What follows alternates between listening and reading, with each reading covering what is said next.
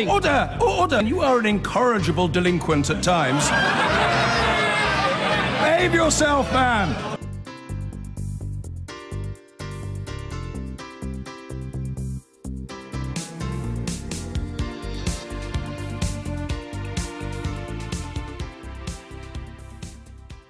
I'm delighted to be joined by Kate, Howie and Nadine Dorries. Nadine, as Allegra mentioned, lots of gossip that the two big beast candidates to replace Theresa May at some point, Boris Johnson, the Foreign Secretary, Gavin Williamson, the Defence Secretary, at each other. Jockeying for position, briefing against each other. What do you make of that? Well, that's what the newspapers might say, but, you know, I wouldn't believe everything you read in the newspapers, particularly this morning. They don't get on, though. Williamson and Johnson don't exactly get on, though, Whether they do or not, no man who will wish to sacrifice both the reputation, the happiness and the family of another on the altar of his own ambitions deserves to lead our country. And I can almost categorically say that Boris Johnson is not behind those leaks about Gavin Williamson in the paper this morning. If I were Gavin, I'd be looking closer to within his own office within the MOD. It's not something Boris would ever do. He wouldn't dare do it, because if he was ever discovered to have categorically done that, that would end all his political ambition. It's a nonsense to say that Boris Johnson has done this. I know it makes good newspaper stories. Everything does when it's to do with Boris, but this is not Boris. I can almost categorically say that. Gosh! Oh, wow, there we go. We can all go home now. Kate, Jeremy Corbyn has said on the Mar programme this morning that he is absolutely clear we've got to have some kind of customs union when we leave the EU. You're somebody who's campaigned very vigorously for Brexit. What do you make of what your leader has said? Well, I stood on the Labour Party manifesto, which was to stay in the customs union, to stay in the single market. And I'm very clear that... The manifesto didn't say that. Yes, it did say that. No, it didn't. Sorry, that we would leave the customs union and leave the single market. Absolutely.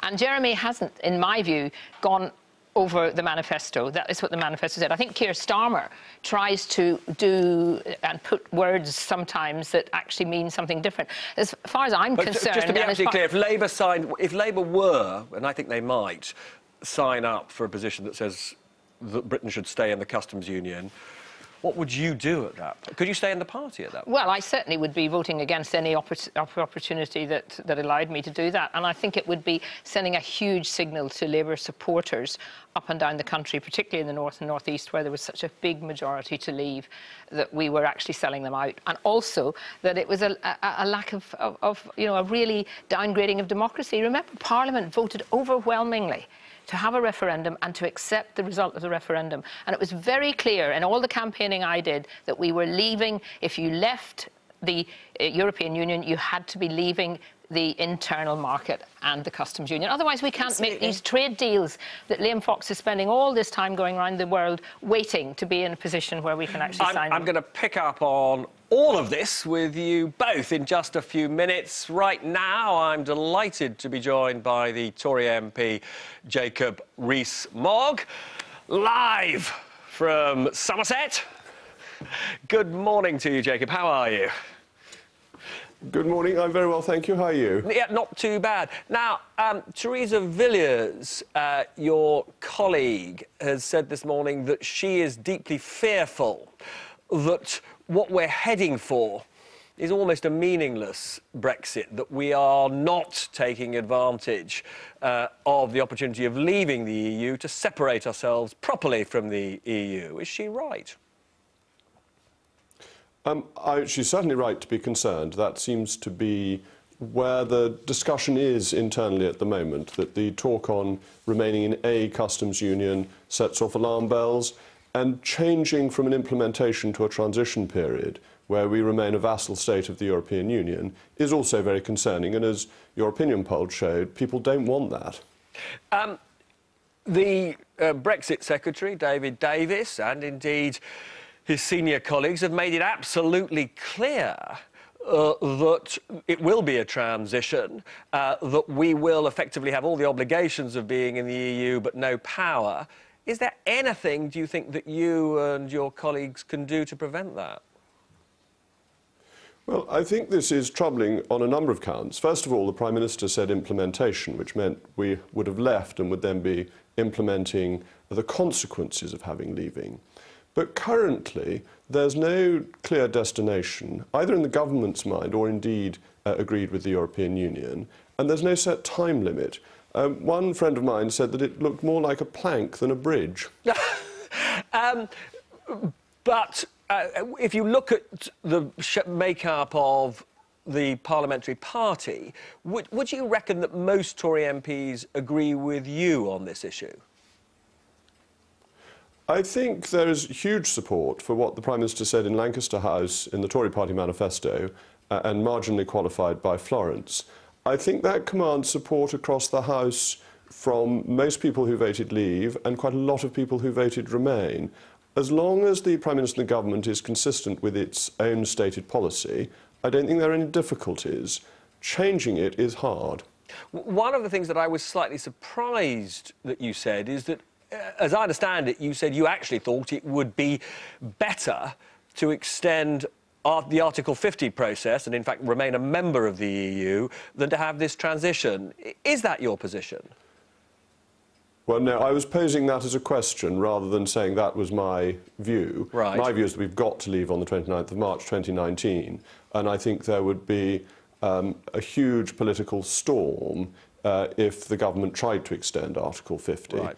But if the government is saying we're de facto in the European Union, I wondered whether it might like to argue that we should be de jure in the European Union as well.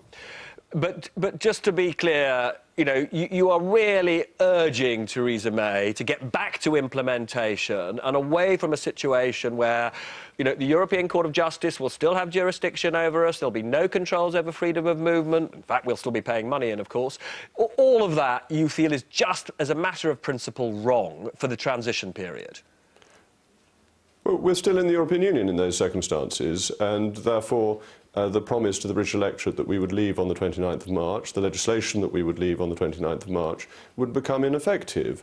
I think this would therefore be a great mistake. We've got to deliver on Conservative policy, and that's where I fully support the Prime Minister in implementing what she has said in the first place. I haven't made these policies up myself. They are official government policy. No, totally. But just to be clear, if she insists on pressing ahead with this vision of transition that is right now official cabinet policy, can she survive as leader and Prime Minister?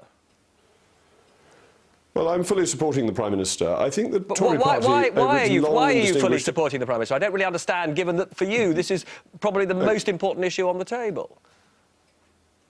Because we need to have stability during the negotiations, because, as I was saying, in the Tory party's long and distinguished history, we have often got obsessed by internal machinations and who should lead us, and cause damage both to the party and to the country. I think it makes more sense to back the leader who has set out a clear position on Brexit and who is a lady of considerable principle and toughness, resoluteness. And I would be very surprised if, in the end, the Prime Minister didn't back her own policy. So just to be clear, you would expect her to tear up the speech that David Davis gave on Friday? Well, we haven't agreed the transition yet. And I don't think that transition makes any sense at all without complete clarity on the end point and the time limitation. Just saying in a waffly way this will be time limited is deeply unsatisfactory. Now, if we get back to Theresa Villiers again, and she wrote in the Sunday Telegraph. Now, Sunday Telegraph is reporting that many of you think that the Prime Minister has been captured by her senior Whitehall officials, Jeremy Hayward and Ollie Robbins, who who it's thought don't really favour the kind of Brexit that you want. I have no wish to criticise civil servants. I think civil servants do what the government tells them. Of course, they present policy options to the government, but ultimately, as Margaret Thatcher once said, advisers advise and ministers decide. I know it's polite to complain about advisers, but actually this is a job for ministers, and civil servants are appointed, are given roles to do, are given instructions, and it's the instructions that come from the top that matter. Now, you wouldn't agree with the Chancellor that leaving the EU is, in a sense, a modest affair. What did you think when you heard him say that? I tend to disagree with the Chancellor on many things, but on this issue, he seems to be disagreeing with government policy, the Conservative Party manifesto and Mrs May's speeches. This is a real trouble for the government. The history of chancellors being in opposition to prime ministers is not a good one or an encouraging one. Can I just be clear? Do you think he should remain in his job? Well, I'm deeply respectful of the system that we have of government, and that is a matter for the Prime Minister. It wouldn't be right for me to trespass on it. Come on, you're an independently minded, you know, powerful intellect. You must have a view. Of course I've got a view, yes, but I think that it's not for me to give that view publicly. I think this really is a matter for the Prime Minister, and the constitutional position is that the Prime Minister selects Her Majesty's government, and it would be wrong, I think, for me as a junior backbench MP to fire off as to which ministers I thought highly of and which ones I didn't. But just to be clear, we are out of time. It's OK to make the case for a different form of Brexit, which many people would say, actually, in the current febrile circumstances, is about as toxic a form of disloyalty as you can have. But it's not OK to say, actually, you know, the Chancellor is not doing his proper job. Most people would think that it's a slightly odd distinction. Well, I think that would be eccentric of them. Not something you've ever been accused of, nor have I, of course. But I would simply say that what I am doing is supporting the government's own stated policy. Policy in Lancaster House, policy reiterated in the manifesto, that is the mainstay of what the government is trying to do. So I'm being as loyal as could possibly be on the policy question, and I'm biting my tongue on the personality question. So there you are, Jacob. I take it back. You're not loyal in name only, or the arch Tory loyalist. Look, my thanks to Jacob Rees Mogg. I'm delighted that Nadine Dorries and Kate Hoey are still here. Nadine, Jacob Rees Mogg didn't say that he wanted the Chancellor to go, although I have to say I got the clear implication from that interview that that's what he would like. What do you think? Well, I've said it on this programme before. He has to go. The Chancellor needs to be singing off the Lancaster House hymn sheet along with the Prime Minister. He needs to have the Prime Minister's back, and he doesn't. There is a tactic amongst the Remain supporting Conservatives, and that is to cause as much chaos as possible. And they do that by bowling this curveball every now and then, or a hand grenade right into the middle of proceedings whenever we have a lull. The Chancellor is not being loyal. He hasn't got the Prime Minister's back. What we need is stability, as Jacob said. We need continuity. The last thing we need is chaos. We need to get to the end of the Brexit process. The Chancellor is not loyal enough or supportive enough to the Prime Minister. And I would add something else on top of that too. Speaking as a Conservative, we're going into the local elections. You know, we need a Chancellor. It was Blair and Brown, it was Cameron and Osborne. It's a bit of a role in modern politics, which is, you know, a two-person role at the top of the party. They've got to be close. They've got to be close, but they've got to be punchy. And singing from the same hymn sheet. Same hymn sheet. He doesn't do any of that. And, you know, can I just make one point? In 2017, the Prime Minister shouldered entirely what happened during the general election on her own shoulders. You never saw that with Cameron Osborne or Blair and Brown. The Chancellor always took part of the praise or part of the blame. That was probably her choice, though, wasn't it? And some would say that was a mistake that she made. But can I... Well, possibly, but he could have been more supportive. And he's not been supportive enough about Brexit. I'm going to go to Allegra in just a second, but I just want to ask you one very quick thing. There was what looked like a sort of black ops, rather bit of dirty tricks against you over the weekend when some of your WhatsApp messages were leaked to, I think it was BuzzFeed. What did you make of that? Yeah, well, I think it was because I was coming on this programme. They wanted to send you a warning. Is that what it was about? Oh, well, you know, this happened... Well, you know, you see it with Gavin Williamson, bless him. You know, he does not deserve to be on the front of those newspapers today. Yeah. But what was a flirtation... What, 14, 15 years ago? A kiss. I mean, is this country run by Thomas Cromwell? No, what of Cromwell? What is going on, you know? It's these dirty tricks in politics. Most people outside Westminster don't get them, don't understand them, think they're just below the belt, and I just, in a very, very minor way, Right, Allegra, what do you make of all that? Well, it makes this programme sound like a Tory special, but it's actually not, because out there is some kind of Labour backlash to what Kate Hoey has just said. We have for you a Chuck Ramuna Labour MP tweet. Kate, I'm afraid, he's saying, she's nodding her head, Kate Hoey is wrong. Our manifesto did not say we would leave the single market and customs union. It said we would seek to retain the benefits of both. If you don't believe him, his next tweet is here, and it is page 24 of the Labour manifesto, retaining the benefits of the single market, if you're in no doubt. But look, earlier you heard from one darling of the Tory membership, Jacob Rees Mogg. Of course, the other one is Boris. He called on Monday for more health funding. By Elevenses on Monday, he had been slapped down. It prompted this tweet by Theo Bertram. He's a former Labour advisor. He said, puffed up. And then he did this graph, and he suggested that Boris Johnson's actual political achievements are inversely related to how much news coverage he gets. The more coverage Boris gets, the less he's actually done anything. Some of you out there suggested that this should be Peston on Sunday's Geek of the Week. It's Geek of the Week. And that causes Robert to sing every time. And so we have delivered. Theo Bertram, the badge is on its way to you. But look, we know that Boris Johnson would like to be Prime Minister. Nadine will not like me to say it, but I think it's the case. The question is, how on earth is he going to pull it off? So we thought we would summarise his options, quite crudely put. Option 1 is that he resigns now, he attacks the Prime Minister from the backbenches, but waits for someone else to challenge her. Option 2. He sticks in his job, continues to build up a power base, pushes for his type of Brexit. We understand he's got a speech coming up in the next few weeks, which he's briefed out to the papers. It will be something of a liberal Brexit. However, in the meantime, it's pretty painful stuff for him. Stays in cabinet, keeps being slapped down, pretty humiliating. Or option 3, by the way, the reason why there was a nice house picture on there is that as Foreign Secretary, he does get to keep lots of nice houses. But the third option is he resigns now and calls for a leadership contest. The big question is whether Boris would even get off first base, because last time he only got 15 MPs. Nadine, you're furious with me, I can see. The question is, would he get more support now? No, the leadership challenge is not happening. You know, and there are lots of hothead Tory MPs running around saying it has to happen now. It cannot happen now. We need stability. When should it happen? Well, I don't know, Robert, but certainly not now. And nobody in the country wants it. The only people who are talking about it are people like us guys and MPs. People out there aren't talking about it. They want Theresa May to stay. I mean, Matthew Parris broadly said over the weekend that, you know, although there's a sort of lot of fear in your party that they don't know who would be better than Theresa. Nonetheless, he says, you know, openings create brilliant candidates. No, well, what Matthew Parris wants, along with the rest of the Remainers, is chaos. I think there are some people who would actually, rather than see Brexit happen, would prefer for the government to fall and to have a Marxist government. They are such Europhiles and such obsessives that they would rather see that happen than for Brexit to be delivered. A couple of things, Kate, if I could just ask you a couple of questions.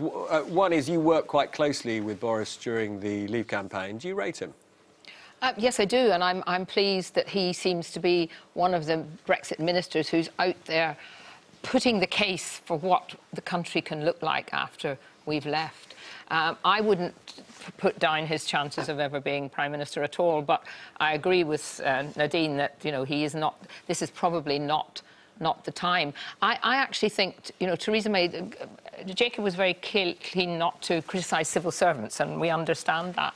But the reality is, of course, that Theresa May could stop the kind of briefings that are going on. I was over seeing Michel Barnier on Monday with the Northern Ireland Select Committee, and it was very clear from what he was saying that, you know, there is this cosy establishment of civil servants from our country meeting with the EU civil servants, and there's a kind of feeling that they're really all wanting to make this as easy as possible so that it actually leaves us very much in the position of staying in the EU.